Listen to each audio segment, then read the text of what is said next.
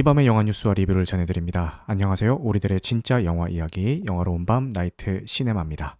2024년 2월 9일 라이브 방송을 유튜브와 치지직에서 진행하고 있습니다. 캐스트로 들으시는 분들 중에서 바쁘신 분들은 1.2배속이나 1.25배속으로 청취하실 것을 권장드리고요.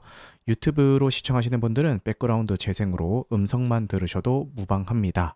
추천과 구독은 큰 힘이 되니까요. 잘 부탁드리겠습니다. 마이크를 바꾸고 나서 첫 방송이라 가지고 조금 설레는 마음으로 오늘 방송을 기다린 것도 있습니다. 너무 잘 됩니다 라고 하시는데 감사합니다. 다들 제 방송 오래 들으신 분들은 아시겠지만 제가 방송을 통한 수익금은 전액 다 기부를 하고 있었죠. 여러 군데 기부를 해왔었는데 제가 기부를 하던 그 업체가 비리가 터지면서 횡령 막 이런 거 그런 게 터지면서 현타가 와가지고 제 돈 써가면서 방송을 하고 있었는데 그 뉴스를 접하자마자 내가 누구한테 기부할 때가 아니다. 그냥 내 방송을 위해서 써야겠다. 지금 이 마이크 구매라든지 이런 장비 같은 거 살 거 있으면은 이제 제 돈 들여서 다 하고 있었는데 이제는 이런 후원금 알뜰살뜰하게 모아서 이렇게 좀 해야겠다라는 생각이 들었습니다. 그래서 지금부터 여러분들이 후원해 주시는 후원금은 감사하게도 방송의 퀄리티를 높이는데 사용하도록 하겠습니다. 믿을 곳이 하나 없더라고요. 해보니까. 그리고 원래는 매주 토요일 밤 11시에 라이브를 진행을 했었는데 오늘은 금요일 밤 11시에 진행을 하고 있죠. 지금이 설 연휴입니다. 저희 부모님이 내일 역귀성을 해서 이제 저희 집에 올라오세요. 내일 방송을 하게 되면은 부모님이랑 같이 있는 동안에도 빨리 방송 준비하고 해야 되는데 이런 생각이 머릿속을 계속 맴돌 것 같은 거예요. 그래서 아싸리 이럴 거면은 방송을 하루 당겨서 먼저 하고 내일은 우리 가족들과 보내는 시간에 좀 집중하자 이런 생각에 방송을 하러 당겼고, 그리고 아마 많은 분들이 오늘 가족 친지분들을 만나셨을 거예요. 그래서 오늘 명절 때 방송을 키면은 라이브에는 많이 안 오실 것 같다라는 생각은 들었지만 그냥 마음의 부채를 갖느니 빨리 방송 해버리자 이런 생각에 하루 먼저 켰습니다. 그 방송 키기 전까지 뭘 하다 왔냐면은 오늘 그 살인자 난감이 넷플릭스에 공개가 됐죠. 근데 이제 사람들이 이걸 어떻게 읽어야 될지 많이 고민을 하시더라고요. 살인 장난감이야, 살인자 난감이야, 살인자 이응 난감이야, 이거 어떻게 읽어야 돼? 되게 난감해 하시던데 제목 그대로 원작 웹툰 연재 때도 비슷한 얘기가 나왔었는데 결국은 어떻게 읽던 간에 그냥 독자들 마음대로 하세요 요런 뜻의 제목이거든요. 그거를 보다 왔어요. 오늘 넷플릭스에 1회부터 8회까지 전 회차가 공개가 돼서 그걸 보다 왔는데 너무 잘 만들었더라고요. 그리고 이미 정주행 시작하신 선발대 분들 이야기를 들어봐도 재밌다, 잘 만들었다 이런 얘기를 해주시더라고요. 수리남 때도 그렇고 살인자 난감도 그렇고 대놓고 연휴 기간 동안에 이거 보세요라고 이제 내놓는 거죠. 그래서 그 취지에 맞춰서 재밌게 잘 봤습니다. 1화만 보고 끊었습니다. 원작 웹툰도 너무 좋아해가지고 단행본도 소장하고 있을 정도로 괜찮은 작품이니까요. 많이들 보셨으면 좋겠습니다. 근데 한 가지 불안한 거는 넷플릭스 시리즈물의 특징이 원래 초반은 다 흥미진진하고 재밌게 다 만들어요. 근데 끝까지 가봐야 합니다. 1화는 진짜 너무 연출이건 약간의 각색이 들어가는 거건 모두 다 너무 재밌게 만족스럽게 봤는데 이게 후반부에 어떻게 될지는 끝까지 주행을 해봐야 알 수 있을 것 같습니다. 인터넷 짤 중에서 살인자 난감이 재미있을 수밖에 없는 이유라고 해가지고 올라왔는데 그 짤이 너무 웃겨가지고 잠깐 공유를 하자면은 요런 짤이 있습니다. JTBC의 박정선 기자가 쓴 기사의 타이틀인데요. 이분이 이제 영화 리뷰 관련 기사를 많이 쓰시는 분 같아요. 근데 스위트홈 시즌2 고놈 참 잘생겼는데 왜 이렇게 산만해? 라는 타이틀로 리뷰를 쓰셨고 700억 원 들이면 뭐하나 무생무치 무미 경성 크리처라는 리뷰를 쓰셨고 연상호 각본 넷플릭스 선산 올라가 보니 민둥산 이렇게 타이틀을 뽑아서 리뷰를 쓰셨는데 살인자 난감에는 기대 그 이상 살인자 난감 원작 재미 어디 안감이라고 제목을 뽑으셨더라고요. 그래서 이렇게 솔직하게 재미없으면 재미없다라고 솔직하게 리뷰를 쓰는 기자님이 이 살인자 난감은 굉장히 호평에 리뷰를 올렸다는 것에서 이거 믿어도 되지 않나? 이런 짤들이 돌아다니고 있더라고요.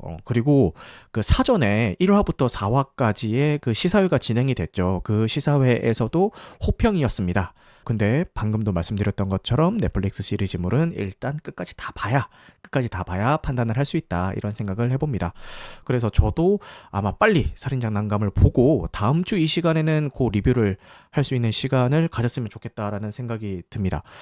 그리고 지금 한 가지 또 쟁여놓고 있는 게 디즈니 플러스에서 서비스되고 있는 킬러들의 쇼핑몰.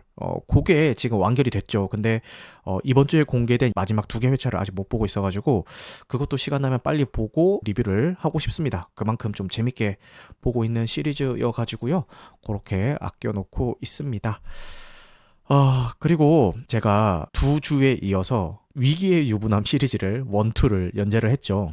사람들이 너무 재밌다고 칭찬을 많이 해주시더라고요. 댓글도 많이 달리고 각종 단톡방에 이거 잘 봤어요 라고 하면서 올라오고, 실제 오프라인에서 만난 지인들도 야 그거 재밌더라 라고 하면서 칭찬을 많이 해주셨는데, 이게 약간 야 이렇게 인기가 많으면은 와이프랑 매주 싸워야 되나 이런 생각이 드는데 여러분 정말 죄송하지만 이번 주는 너무 사이가 좋았습니다. 그래서 위기의 유부남이라고 할 만한 게 없습니다. 썰을 풀 게 없어요.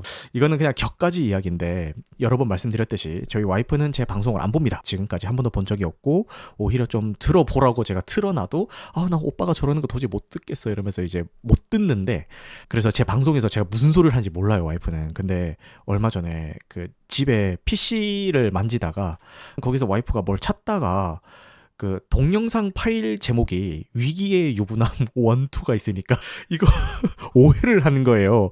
이거 오빠가 야동을 봤나? 이러면서 이렇게 위기의 유부남이라고 돼 있으니까 이거 뭐야? 라고 하면서 오빠가 야동을? 이러면서 눌러봤는데 야동은커녕 제 얼굴이 나와서 안심을 한 건지 아쉬워한 건지는 모르겠습니다만 어쨌든 기대와는 달랐다라는 이야기를 해주더라고요.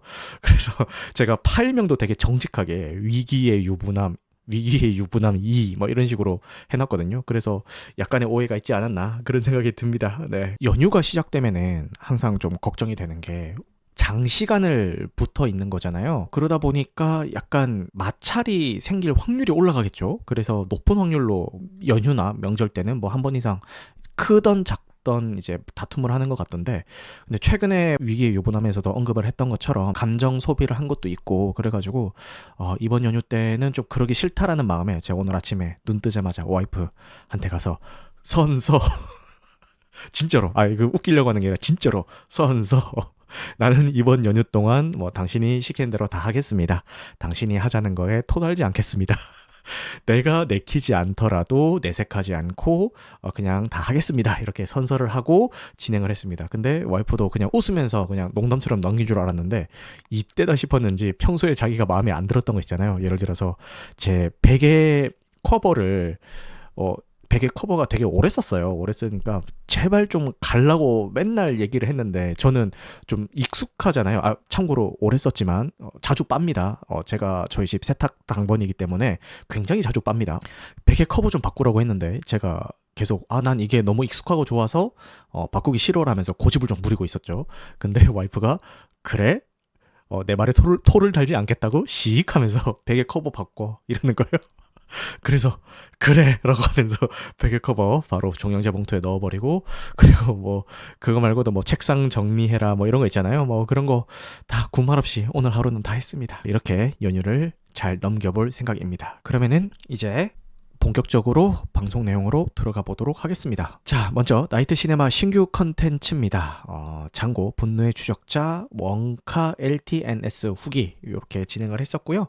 원카 리뷰한 것만 따로 떼서 올렸는데 유튜브 기준으로 댓글도 많이 달리고 조회수도 잘 나오고 있어가지고 너무 기분이 좋습니다. 근데 이게 참 알고리즘이 알다가도 모르겠다 싶은 게, 사실 이 원카 후기를 이야기할 때 제 스스로는 좀 만족스럽지 못한 내용이었거든요.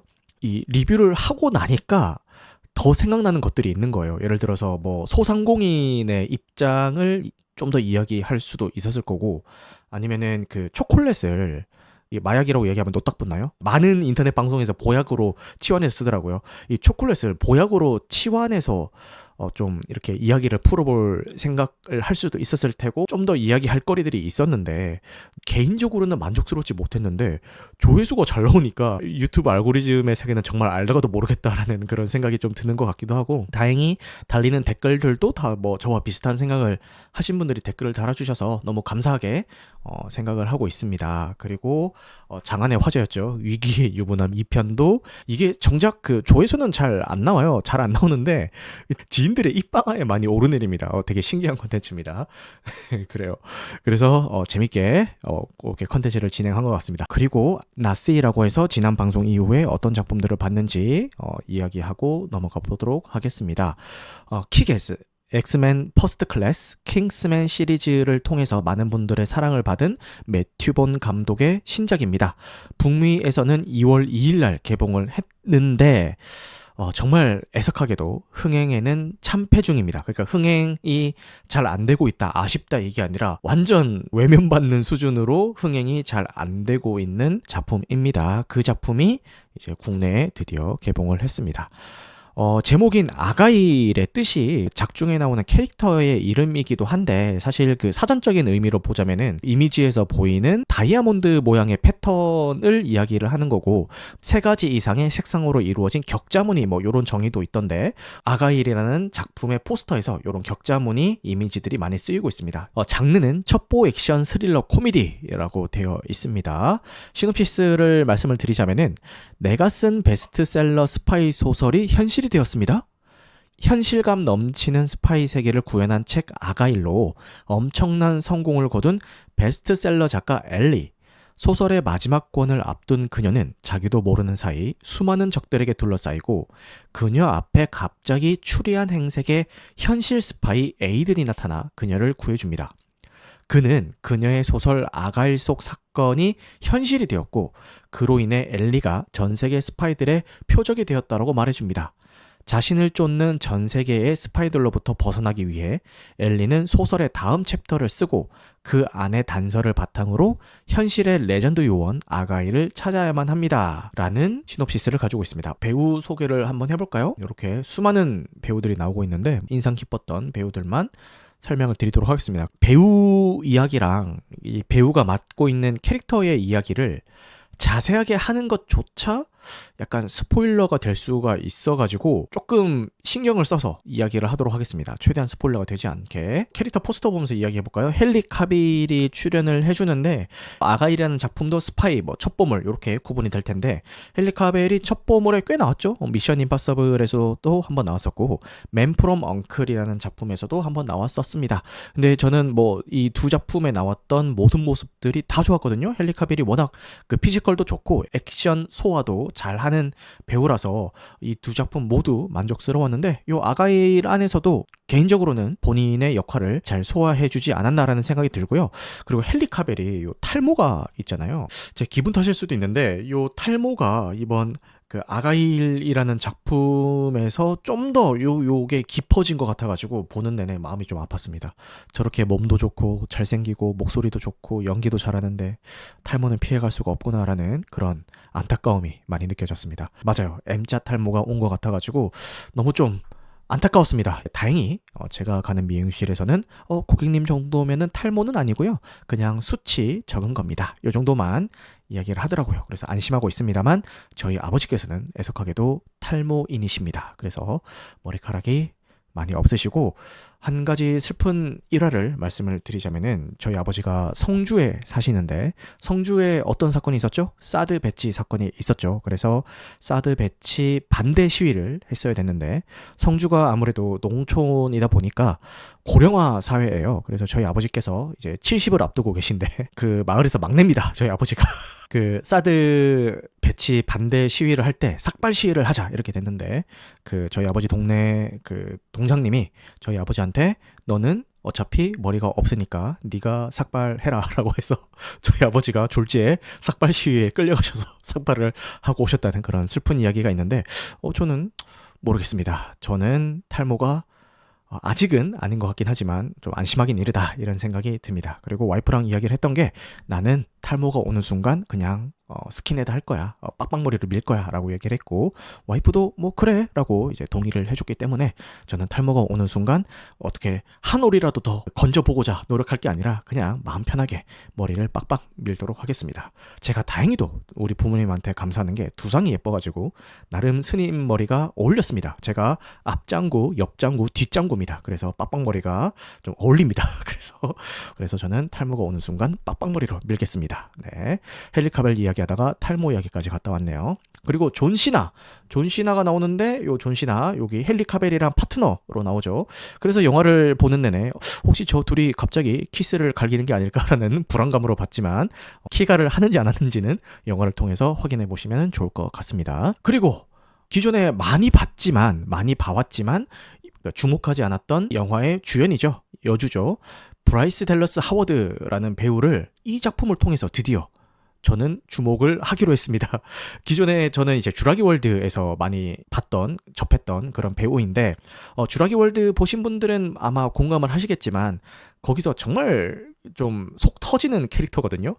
공룡의 어떤 권리를 보호해야 되고 막 이런 걸 막 주장을 하면서 막 동물 보호가처럼 이렇게 하면서 그 주라기 월드 안에 있던 그 캐릭터의 고집 때문에 그 사단이 더 커진 게 아닌가라는 생각을 가지고 있기 때문에 저는 보는 내내 정말 뒤통수 한 대 때리고 싶은 그런 캐릭터여서, 그래서 그런지 몰라도 주라기 월드를 볼 때는 저런 배우가 있구나 정도는 알았지만 딱히 막 주목하거나 그러진 않았는데 이 작품을 통해서 너무 좋아하게 됐습니다. 프로필 사진은 되게 샤프하게 나왔는데 이 작품에서는 이제 직업이 작가인 캐릭터를 맡아서 일부러 그랬는지 모르겠지만 이제 앉아있는 시간도 길고 스트레스도 많이 받고 이런 이미지가 떠오르잖아요. 너무 뚱뚱해서 못 봐주겠어 이게 아니라 제 기준에서는 정말 보기 좋게 통통하게 찍었다, 약간 이런 느낌이 들더라고요. 딱 육덕의 그 이미지 정도로 찍었습니다. 공식 석상에 나온 사진들도 아가일에서보다는 좀 뺐네요. 아가일에서는 진짜 통통하게 나오거든요. 사람의 외모에 대한 호불호는 개인 편차가 굉장히 크기 때문에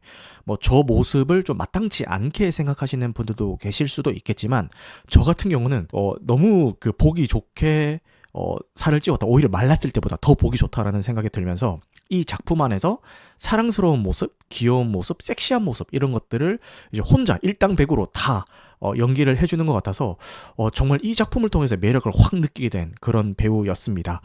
그래서 저는 이렇게 살을 일부러 찌우고 나온 게 오히려 좋아의 상황이었고요. 원래 저 배우가 살짝 육덕 느낌이 있는 배우입니다 라고 하는데, 제 느낌에는 약간 체질이 조금만 관리 안 해도 이렇게 확 찌는 체질 같아요. 그래서 이건 그냥 제 뇌피셜입니다. 그냥 제 생각인데, 날씬하게 나온 그런 모습들이 오히려 정말 관리 빡세게 해서 나온 그런 모습이고, 이제 아가일에서 제가 좀 통통하게 나왔다, 보기 좋게 육덕으로 나왔다 이렇게 이야기한 그 모습이 정말 자연스러운 본인의 모습이 아닐까라는 그런 제 뇌피셜을 한번 굴려보겠습니다. 그리고 요 작품에서 노출신이 나와요. 19금수로 노출하고 그런 게 아니라 중후반부에 드레스를 입는 장면이 나오는데, 드레스가 가슴의 옆면이 절반 이상은 나오는 그런 드레스를 입습니다. V로 파였는데 거의 배꼽까지 파였던 것 같아요. 그리고 양쪽 가슴의 이제 가운데 부분이 거의 절반 이상은 노출되는 그런 의상을 입고 나오는데, 그거를 입고 꽤 장시간 나와요. 그리고 그거를 입고 액션도 소화를 합니다. 그래도 여러분, 이 작품은 12세 관람가입니다. 민망한 장면까지는 아니지만 그래도 좀 섹시하게 입었네 싶은 그런 옷을 입고 나오는데, 속살이 너무 뽀얀 거예요. 백인이라도 피부가 흰데 안 좋은 피부가 있을 수 있잖아요. 그러니까 피부가 하얀 거랑 피부가 좋은 거랑은 다른 이야기거든요. 근데 뽀얀데 너무 깨끗한 딱 그 피부로 딱 있는 거예요. 처음에는 저게 CG인가? 한국 드라마 같은 거 할 때 가장 많은 CG 공수가 들어가는 게 여배우들 피부 보정 CG가 제일 많은 공수가 들어간다는 이야기가 있잖아요. 그래서 이 배우도 약간 보정으로, CG 후보정으로 저렇게 한 게 아닐까라는 생각이 들었는데, 평소에 파파라치 샷이나 이런 거 보면은 진짜 뽀얀 사람이구나 라는 생각이 들면서 그런 것 때문에 더 매력이 느껴졌던 것 같습니다. 이 작품을 만약에 재밌게 보셨더라면은 높은 확률로 요 브라이스 댈러스 하워드라는 배우에게 입덕하실 확률이 굉장히 높습니다. 그만큼 저는 너무 사랑스럽게 이 작품 안에서 봤던 것 같습니다. 귀가 빨개졌다고요? 아니 여러분, 귀가 빨개졌나요? 아닌 것 같은데요? 아닌 것 같은데? 이 사람이 큰일 소리라고 있어. 잠깐 물 한 잔만 왜 이렇게 덥지? 아니, 저희 난방비가 엄청 많이 나와서 방 온도를 내렸거든요? 근데 왜 이렇게 더울까요? 잠깐. 이상하네? 이 장면이 위기의 유부남이 돼야 될 것 같은데. 제가 너무 자세하게 설명을 했나요? 지금 팟캐스트로 듣고 계신 분들은 충분히 상상의 나래를 펼치셨기를 바랍니다. 저와 함께 귀가 빨개지셨기를 바랍니다. 참고로 제 귀는 빨개지지 않았습니다. 어쨌든 여기 그 아가일이라는 작품을 마케팅할 때 전면에 내세웠던 인물이 있죠. 이런 배우들도 물론 전면에 나섰지만 요 고양이가 전면에 내세워져서 홍보가 됐습니다. 이 고양이의 극중 이름은 RP입니다. RP이고 놀랍게도 매튜 본 감독의 딸이 실제로 키우는 고양이를 데려다가 촬영했다라고 합니다. 아주 높은 페이를 지불해야 되는 이 연기 전문 고양이들이 있어요. 그 매튜 본 감독이 그 고양이들도 한번 고려를 해봤는데 굳이 쓸 필요가 없더라. 그래서 자기 집에 있었던 그 딸의 고양이를 데리고 와서 나 2주만 데리고 갈게 라고 해서 이렇게 촬영에 임했다라고 합니다. 그 얘기를 듣고 나서 생각을 해보니까 고양이가 역동적으로 액션을 해야 되고 고양이로 인해서 큰 사건이 벌어지고 이런 일 때는 실제 고양이가 아니라 그냥 CG 고양이를 썼거든요. 그러면은 사실 실제 고양이가 필요한 거는 그냥 이렇게 얌전히 안겨 있거나 이 케이지 안에 들어가 있거나 자연스럽게 배경에 걸린다거나 이런 게 이제 실제 고양이의 역할일 거고, 감독 이야기대로 굳이 페이를 지불하면서까지 전문 그런 고양이를 썼어야 됐나, 이 감독이 왜 집에 있던 그 딸의 고양이를 데려왔는지 뭐 이해는 가는 부분입니다. 맞아요, 출연료도 아끼고 굉장히 좋았을 것 같습니다. 그리고 샘 록웰 배우가 나옵니다. 이름만 딱 들으면은 그 영화를 그냥 가볍게만 보시는 분들은 샘 록웰이라고 하면은 누구지? 뭐 처음 들어보는데? 뭐 이런 얘기도 하실 수도 있을 것 같은데, 아이언맨 2에서 그 돈 많은 악당으로 나왔던 배우라고 하면은 좀 이해가 가실지 모르겠습니다. 저스틴 해머라는 요 캐릭터를 연기를 했었죠. 아이언맨 2의 그 빌런 이러면서 많이들 이해를 하실 겁니다. 국내에서도 상당히 팬덤이 많더라고요. 그런데 부끄럽게도 이름만 들었을 때 누군지 몰랐다라는 그 영화에 가볍게 관심이 있었던 그분이 바로 나야. 그게 나야. 둠바 두비두바. 네, 그게 접니다. 아이언맨 2에 나왔다라는 이걸 보고 저 사람이라고 하면서 그제서야 누군지 알았습니다. 네. 그 전까지는 잘 몰랐습니다. 하지만 이걸 통해서, 이 작품을 통해서 확실하게 알게 됐습니다. 정말 좋은 배우구나 라는 거를 알게 됐습니다. 자, 그 다음에 두아리파가 나와요. 저 처음에 두아리파도 어디서 많이 들어봤는데 가수 아니야? 라는 생각을 했는데 가수 겸 모델이 맞고요. 그래서 여기서는 연기를 합니다. 처음에 두아리파 들었을 때 이름이 뭐 뚜비두바도 아니고 두아리파? 뭐야 했는데 제가 이거 조사하면서 노래를 들어봤거든요. 근데 이제 그냥 두아리파 이름만 많이 들어보고 어떤 노래인지는 좀 익숙하지 않으실 분들이 계실 텐데, 그런 분들조차도 노래를 딱 들으면은 이 노래 하는 노래들이 있을 거예요. 그 정도로 노래 자체는 좀 많이 들리는 그런 가수다. 네, 이렇게 생각하시면 좋을 것 같고, 저는 오랫동안 스피닝을 해왔기 때문에 요 스피닝 곡들 중에서 요 두아리파의 노래를 쓴 게 꽤 있거든요. 그래서 그것 때문에 좀 귀에 익은 그런 곡들이 있었습니다. 두아리파라고 하니까 조폭 조직 이름 같다고. 수원 남문파 두아리파. 두아리는 어디 리인가요? 읍면리에 두아리라는 곳에 거기 있는 조폭 이름인가요? 두아리파. 네, 그렇네요. 이름 말장난이라고 하니까 생각이 나는데, 이 제목이 아가1이잖아요. 그래서 속편이 나오면 아가2냐, 그 다음 3편이 나오면 아가3이냐, 뭐 이런 이야기도 있고, 스트리트 파이터의 가일 있잖아요. 가일! 뭐 이렇게 말장난 하시는 분도 있던데, 전 안 웃었습니다. 전 안 웃었고, 그냥 그런 사례가 있다, 이렇게 말씀을 드리는 거고, 뭐 여러분들을 웃기기 위한 목적이라거나 제가 그걸 보고 빵 터져서 이렇게 전달을 해주는 건 절대 아니고요. 그냥 이런 게 있다, 요 정도만 말씀을 드리는 겁니다. 그래요, 오해 안 하셨으면 좋겠습니다. 그리고 사무엘 잭슨이 나옵니다. 이게 12세 관람가라서 그런지 욕대사를 거의 안 해요. 사무엘 잭슨의 별명이 빠커 형이라고 부르는 국내 팬들이 많을 만큼 욕 대사를 굉장히 찰지게 하는 그런 배우로 유명한데, 이 작품에서는 저도 나오자마자 언제 마더파커를 날릴지 되게 귀 쫑긋하고 있었는데 거의 안 하더라고요. 그래서 이 사무엘 잭슨이 연기하면서도 욕을 못 해가지고 정말 답답했겠다, 이 12세 관람 등급 맞춘다고, 뭐 그런 생각이 좀 들면서 봤던 영화입니다. 자, 이렇게 배우 소개를 했는데 그 외에도 많은 배우들이 나오지만 이게 한 명 한 명 다 설명을 하다 보면은 제 본의 아니게 스포일러가 될 수가 있기 때문에 이 정도 선에서만 소개를 하고 넘어가 보도록 하겠습니다.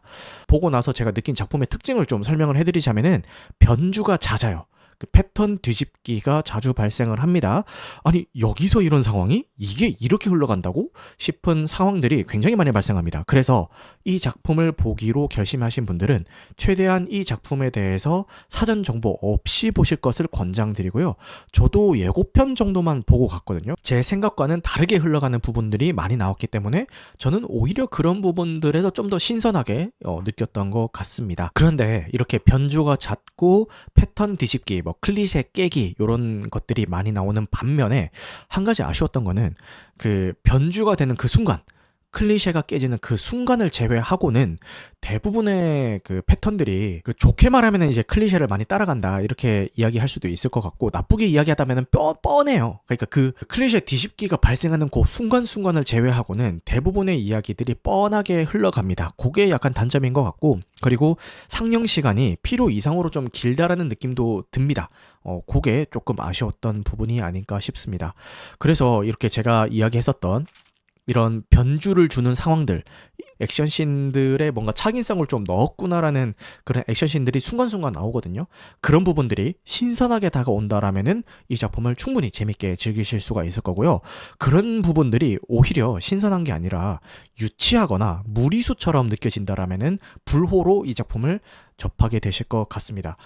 한 가지 확실한 거는 매튜 본 감독이라는 그 네임밸류를 기대하고 찾아가시면은 불만족스러울 수밖에 없지 않나 이런 생각이 들고요. 저처럼 매튜 본이고 뭐고 난 잘 모르겠고 그냥 예고편만 보니까 뭐 대충 코믹 액션 같은데 그 정도만 기대하고 가자라는 생각에서 가벼운 마음으로 가시는 분들이라면은, 가벼운 팝콘 무비 정도만 기대를 하신 분들이라면은 충분히 재밌게 보실 수가 있을 것 같습니다.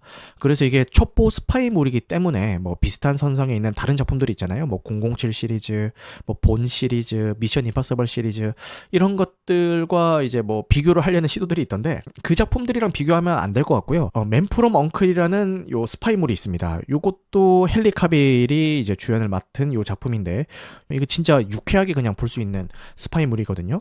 요 정도만 기대하고 보시면 되지 않을까 그런 생각이 듭니다. 요 작품이랑 결이 제일 많이 닮아 있는 것 같습니다. 그래서 저는 일단 재밌었습니다. 개그 장면에서도 유치하다 보다는 그냥 실소 터지면서 그냥 재밌게 웃으면서 그렇게 감상을 했습니다. 그리고 아까 앞에 배우 소개할 때 이야기했던 것처럼 여주가 너무 매력적으로 다가왔기 때문에 그 여주를 보는 재미로도 더 집중해서 봤던 것 같습니다. 물론 뭐 지나치게 상영 시간이 긴 것 같다 이런 부분에 있어서는 좀 공감을 하는 편이긴 합니다. 아직도 뒤에 뭐가 더 남아있어? 이런 느낌이 좀 들기는 하더라고요.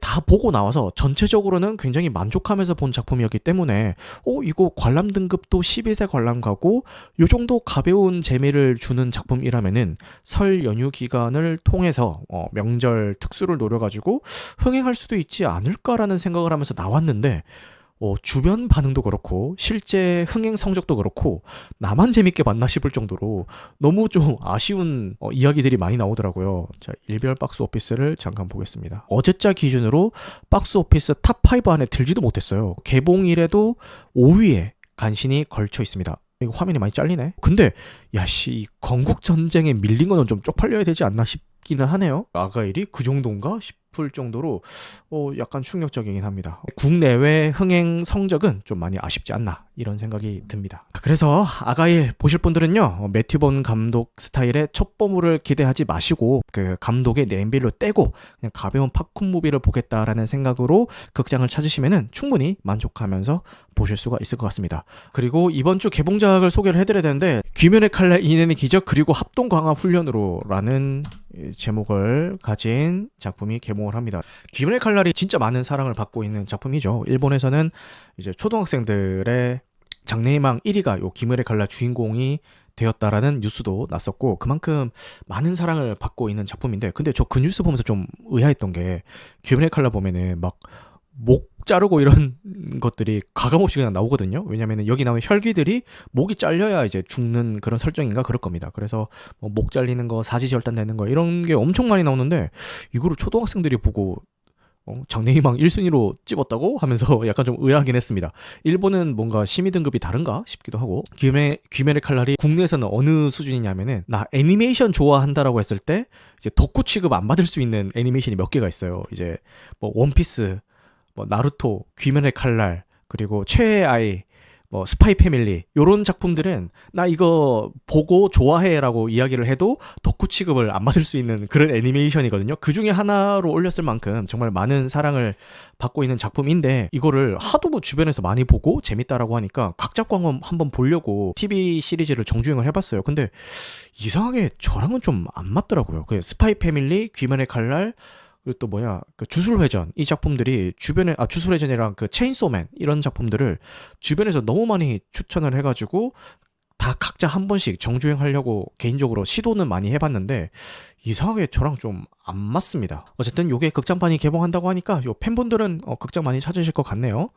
소년 만화를 안 좋아하나요? 라고 하는데, 소년 만화는 소년 때 좋아했던 것 같습니다. 뭐 드래곤볼류나 뭐 나루토류 이런 거는 좋아했는데 지금은 저랑 좀 안 맞는 것 같기는 해요.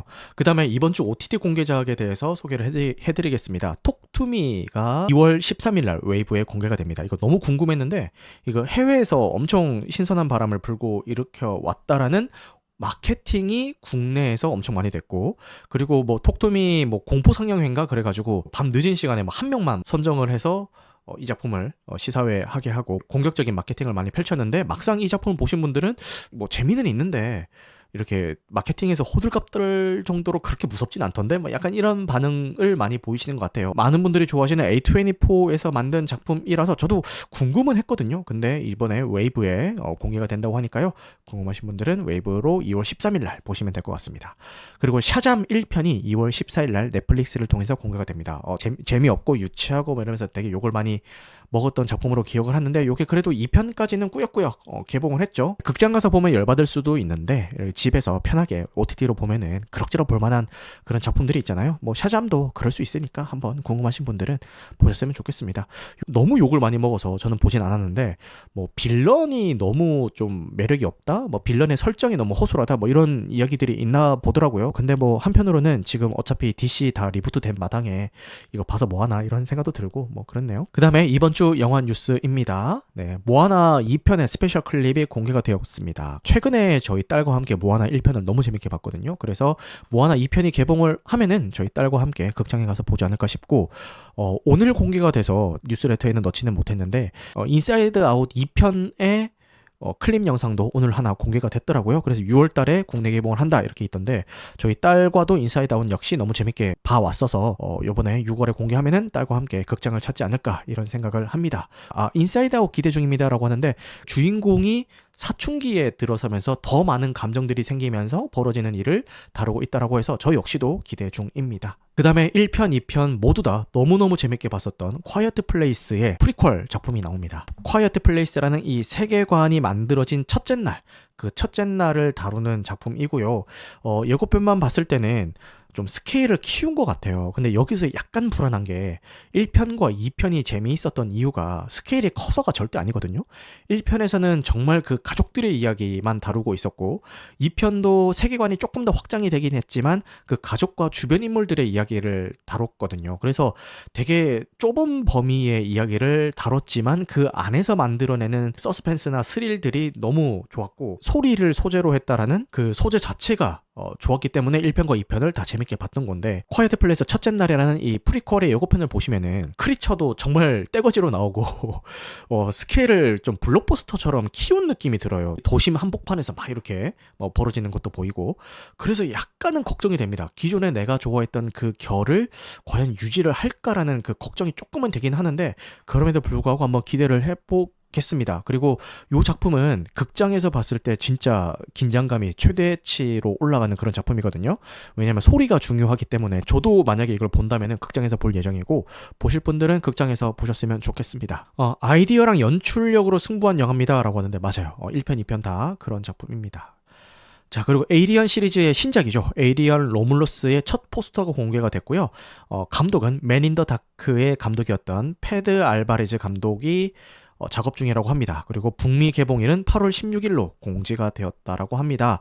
1편과 2편 사이의 이야기를 다루고 있다라고 하는데 제가 에어리언 시리즈를 다 챙겨본 건 아니지만 그 프로메테우스랑 커버넌트는 그래도 재밌게 봤거든요. 근데 커버넌트는 욕하시는 분들도 상당히 많은데 그래도 저는 재밌게 봤습니다. 그래서 최근 들어서 제작되고 있는 에어리언 시리즈는 다 재밌게 봤기 때문에 요 로물로스 역시도 기대하면서 기다려보도록 하겠습니다. 그 다음에 메가박스에서 중경상님 해피투게더 화양연화 왕가희 감독 기획전이 열린다고 합니다. 새 영화를 대상으로 티켓 할인도 하고 있는 것 같으니까요. 궁금하신 분들은 메가박스에 들어가셔서 보시면 될 것 같습니다. 근데 정말 슬프게도 이렇게 기획전 같은 걸 하면은 직장인들은 볼 수 없는 평일 낮 시간대에 항상 편성이 되더라고요. 그래서 저도 예매 창이 뜬 건 봤는데 극장에서 보기는 좀 힘들지 않을까 이런 생각이 듭니다. 제가 중경상님은 봤는데 해피투게더랑 화양연화는 아직 못 봤거든요. 그리고 저희 정부에서 WHO에 넷플릭스의 흡연 장면을 좀 줄이자 제시를 한 건 아니고 제시하기로 했다라고 합니다. 그래서 보건복지부에서 그렇게 결정을 한 것 같은데 사람들이 이 OTT 오리지널 작품에 열광하는 이유는 공중파에서는 볼 수 없는 수위가 나오기 때문이거든요. 검열이 아무래도 비교적 자연스럽기 때문에 나쁘게 말하면은 자극적인 소재들을 자유롭게 쓸 수 있다가 되는데 좋게 말하면 표현의 자유가 넓어진다라는 그런 얘기도 될 수 있겠죠. 어쨌든 그것 때문에 사람들이 이제 OTT 오리지널 작품에 열광을 하는 건데 여기에 뭔가 자꾸 규제를 넣으려고 하면은 뭐 이게 맞나 이런 생각이 좀 들기는 합니다. 옛날에 저희 공중파에서도 흡연씬 그냥 심심찮게 나왔잖아요.